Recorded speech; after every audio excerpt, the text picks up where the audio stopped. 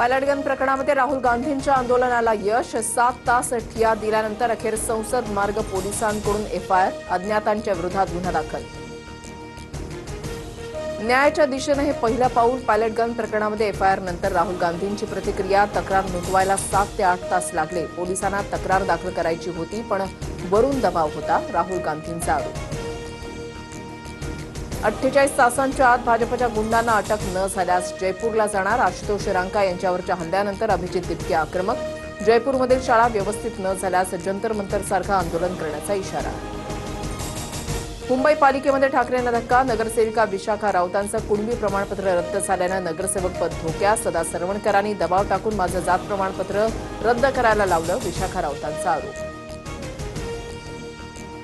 विशाखा राऊतांचा प्रमाणपत्र रद्द करण्याचा निर्णय मेरिटवर। शिंदे गटाचे गटनेते अमेय घोलेंचं स्पष्टीकरण। तर आमची संख्या कमी करण्यासाठी हे जाणीवपूर्वक सुरू।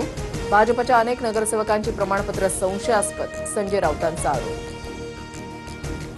निधीच्या वादावरून पुणे पालिकेमध्ये राष्ट्रवादीच्या नगरसेवकांचा ठिय्या। संविधानाची प्रत हाती घेऊन नगरसेवकांच्या जोरदार घोषणा।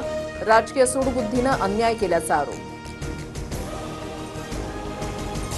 पुण्यामध्ये निकृष्ट आहाराची तक्रार करणाऱ्या अंगणवाडी सेविकेचं निलंबन अखेर मागे। TV9 मराठीच्या बातमीनंतर प्रशासनाकडून दखल। झडपी अधिकाऱ्यांच्या कारवाईवर प्रश्न उपस्थित केला होता। तुकाराम मुंढेंच्या एफडीएकडून मुंबईच्या 7 हॉटेल्सचे परवाने निलंबित। बॉम्बे प्रेसिडेन्सी, हार्ड कॅसल, खार जिमखानासह प्रसिद्ध हॉटेल्सवर कारवाईचा बडगा। स्वच्छतेच्या गंभीर त्रुटींमुळे परवाना रद्द। नाशिकमध्ये रस्त्याला 10 फूट मोठं भगदाड। खडी वाहतूक करणारा डंपर अडकला। आनंदवल्ली नौशा गणपती रोडवरचा प्रकार। रस्ते कामावर सवाल उपस्थित। भ्रष्टाचार, सट्टेबाजी आणि आर्थिक तोट्यामुळे यंदाची बांगलादेश प्रीमियर लीग रद्द।